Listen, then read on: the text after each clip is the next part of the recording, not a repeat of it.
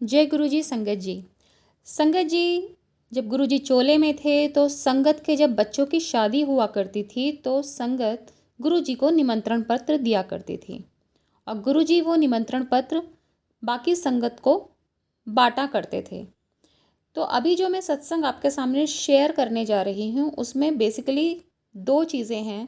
पहली कि गुरुजी को पता होता है कि आगे क्या कठिनाइयाँ आने वाली हैं और वो उसी हिसाब से उन कठिनाइयों से, ताकि संगत को प्रॉब्लम ना हो, वो अरेंजमेंट्स कर देते हैं पहले से पहले ही। और दूसरा इसमें लेसन है इस सत्संग में कि हमें गुरुजी से कभी क्यों नहीं मांगना चाहिए, मांगने के क्या नेगेटिव इम्पैक्ट्स हो सकते हैं। तो चलिए सत्संग शुरू करते हैं। सत्संग है कमांडर अंकल की बड़ी बेटी की शादी का। कमांडर अंकल की बड़ी बेटी की शादी थी और उन्होंने गुरुजी को कुछ निमंत्रण पत्र दिए।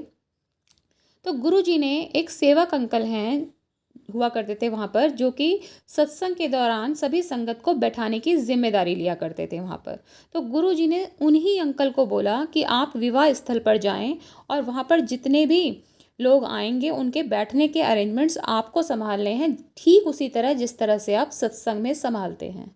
और बाकी कार्ड्स उन्होंने बाकी संगत को दिए। अब ये जो सेवादार अंकल हैं ये किस तरह से मददगार सिद्ध हुए ये मैं आगे बताती हूँ। तो क्या हुआ, शादी वाले दिन उन्होंने जो सारे अरेंजमेंट्स किए थे वो एक ओपन एरिया में किए थे। अब शादी वाले दिन 6 बजे के बाद एक तूफान आने लगा शाम को। तो कमांडर आंटी ने ऊपर आकाश की तरफ देखा और कहा, ये क्या करा रहे हो गुरुजी। 5 मिनट के अंदर अंदर तूफान थम गया।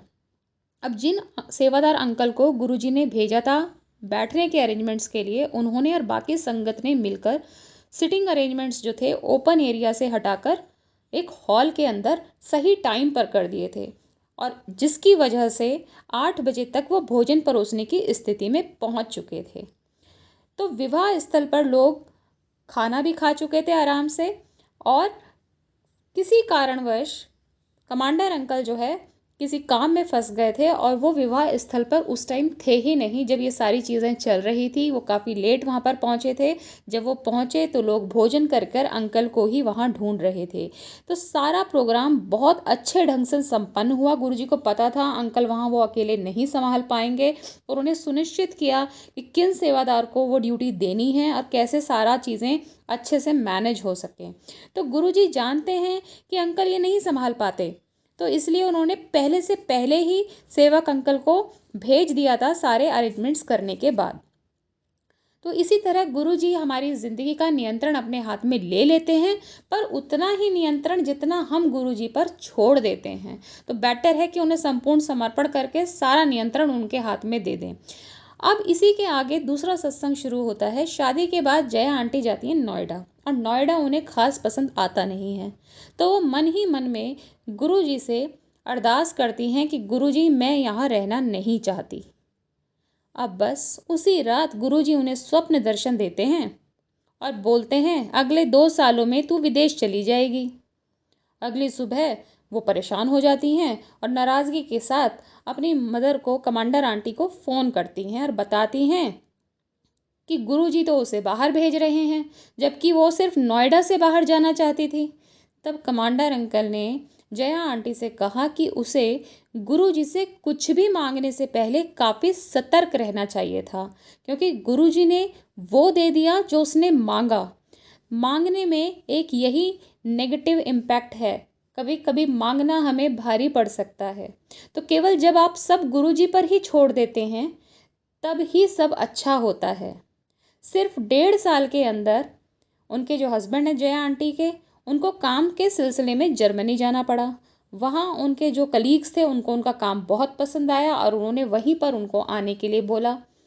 फिर वो अपना जर्मनी में चले गए, और कुछ ही टाइम बाद उन्होंने जया आंटी को भी अपने पास जर्मनी बुला लिया। जब जया आंटी जर्मनी गई तो इस बात को, इस स्वप्न को 2 साल बीत चुके थे। तो यानी कि जो गुरुजी ने स्वप्न में बोला वो बिल्कुल ठीक हो चुका था, सेम वैसे का वैसा जैसा उन्होंने बोला था। तो गुरुजी सुनते हैं, और अगर उन्हें लगता है कि यह उनके भक्त के लिए अच्छा है तो फौरन उसे कर भी देते हैं। पर गुरुजी वह सब भी देखते हैं जो हम दूर दूर तक नहीं देख सकते, और ना ही समझ सकते हैं। इसलिए जब चीज़ें हमारी इच्छा अनुसार ना हो तो हमें चिंता नहीं करनी चाहिए, केवल गुरु जी पे ही छोड़ देना चाहिए, क्योंकि गुरु जी ही जानते हैं कि हमारे लिए क्या अच्छा है, हम नहीं।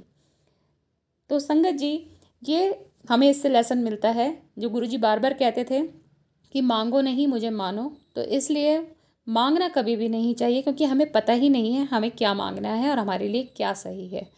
जय गुरु जी, शुक्राना गुरु जी।